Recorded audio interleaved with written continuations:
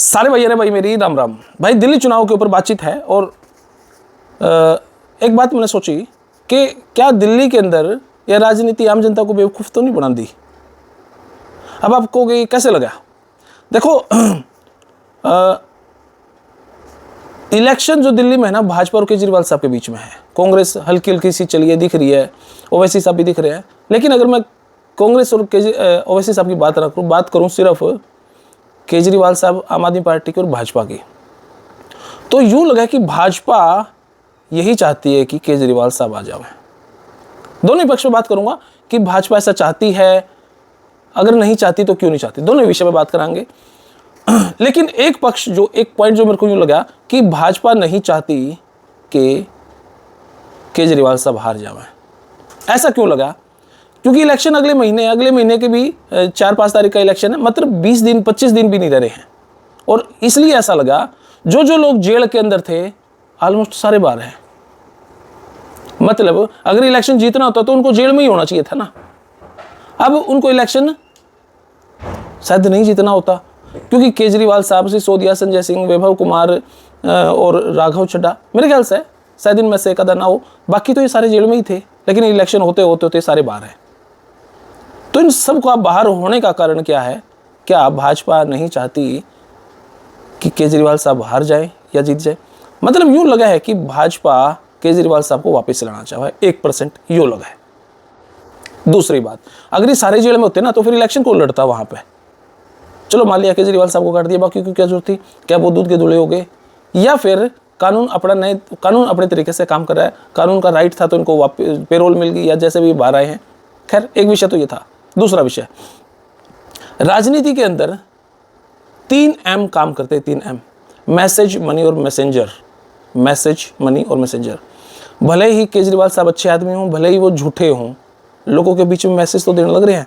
Free का offer ही लगा लो, free के ऑफर पे भी मैं आऊँगा, लेकिन कुछ तो मैसेज देने ही लग रहे हैं। मनी उनके पास है, इसकी कोई समस्या नहीं है। मैसेंजर खुद केजरीवाल साहब हैं।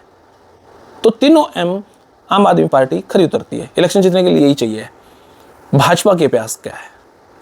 भाजपा के पास कोई ऐसा एजेंडा नहीं कि वो केजरीवाल साहब के स्ट्रॉन्गली वर्ड यूज कर रहा हूं मैं, हल्के फुल्के बयानबाजी पे तो कर इसका है, स्ट्रॉन्गली वर्ड इसलिए यूज कर रहा हूं क्यों उनके पास कोई ऐसा मैसेज नहीं कन्वे कर पा रहे कि आम जनता में वो क्या चाहते हैं कि भाजपा आए। ऐसा कोई मैसेज वो डिलीवर नहीं कर पा रहे हैं कि भाजपा आनी चाहिए तो क्यों आनी चाहिए।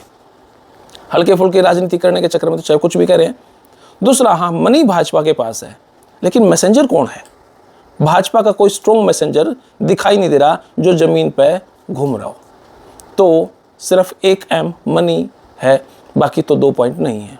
केजरीवाल साहब और भाजपा के बीच की तो हुई यह बात, जो दूसरा पॉइंट था। कांग्रेस कहीं दिखाई नहीं दे रही है, ओवैसी साहब 1% दिखाई दे रहे हैं। एक अलग पहलू पर अगर हम बात करें, 2020 में जब केजरीवाल साहब जीते तो लगभग 53% वोट शेयर कांग्रेस के पास था। उधर जब भाजपा को वोट मिला, भले ही 3 सीट 4 सीट जितनी सीट आई हैं, उधर जो 5-6 सीट आई हैं, सॉरी, उधर जो भाजपा को वोट मिला वो 38 पॉइंट समथिंग कुछ % था। मान लेते हैं कि भाजपा मजबूत है तो 38 की जगह 43% हो गया। 5% अगर वोट बढ़ता है तो केजरीवाल साहब का 5% अगर घटता है तो वो 53 से 5 माइनस होकर 48% पे आ गए। तो 48 और 53 का फर्क अच्छा हो जावा है। अब एक अनुमान यो भी लगाया जावा है, अगर भाजपा 43 की बात जाए 44-45 पे पहुंचती है और केजरीवाल साहब 48 की बजाय 45-46 पे आ जाए हैं, तो भाजपा सरकार बना लेगी। हो सकता है ओवैसी साहब 1% वोट ले ले, हो सकता है कांग्रेस भी 1-2% वोट ले ले, तो भाजपा सरकार बना लेगी। लेकिन अभी जो ये, क्योंकि माना मूलधन 100 रुपये, लेकिन अगर हम मोटी सी बात करा, 48 से 43 आने खातर 5% का मैसेज क्या दे रही है भाजपा? आम जनता क्यों भाजपा को वोट करेगी? वो मैसेज और मैसेंजर भाजपा के पास नहीं है। तो देखने वाली बात है। हाँ, अगर ये बात सही है, 43-44 पे भाजपा आ जाएगी तो सरकार बनाने की संभावनाएं ज़्यादा बढ़ जावा है। तो फिलहाल तो एक छोटी सी वीडियो जो मैं आपसे डिस्कस कर रहा था, आपने क्या लगा है। हालांकि अब इसमें एक पहलू और आया है, एक मैसेज तो वो डाल ही रहे हैं, लेकिन वो इतना स्ट्रॉन्गेस्ट है कि नहीं आपको बताना कि केजरीवाल साहब कह रहे हैं मैं 1100 दूंगा, 1500 को दूंगा, 2100 दूंगा, जो जिनको देना है 16 18 हज़ार भी पुजारियों को देने की बात आई है, महिलाओं को भी देने की बात आई है। लेकिन सब ये जब बातें हैं, केजरीवाल साहब जब ये कह रहे भाई मैं इतना दूंगा,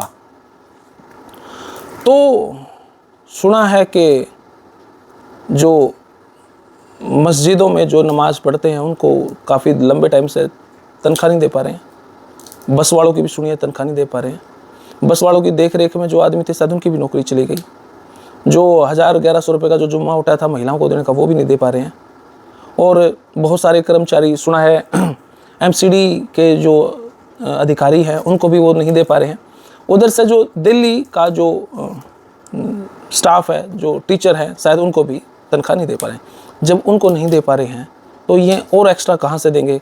दे ना पाने का मतलब तो यही हुआ ना कि पैसा नहीं है जेब में भाई, पैसा नहीं है तो आगे की फ्री की चीज़ें केजरीवाल साहब कैसे देंगे? तो जिन लोगों को जेल में रहना चाहिए था वो जेल से बाहर आए।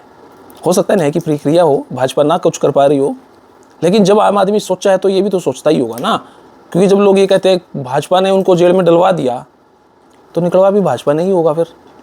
हाँ, अगर वो ये कहते भाई हमने करप्शन करा था और हम जेल में गए और जेल से अभी पेरोल पे, हाँ फिर ठीक है। तो ये छोटी छोटी सी बातें, आप किस नज़रिए से बातें सोचने पाने लग रहे हो? क्योंकि जब ये दोनों बात रली मिली सी दिखा ना, तो यूँ लगा है ये दोनों मिलकर आम जनता ने बेवकूफ़ तो नहीं बना रहे। तो फिलहाल ये वीडियो इतनी, आपने किसी लगी कमेंट बॉक्स में राय दी। तब तक ले धन्यवाद। जय हिंद, भारत माता की जय।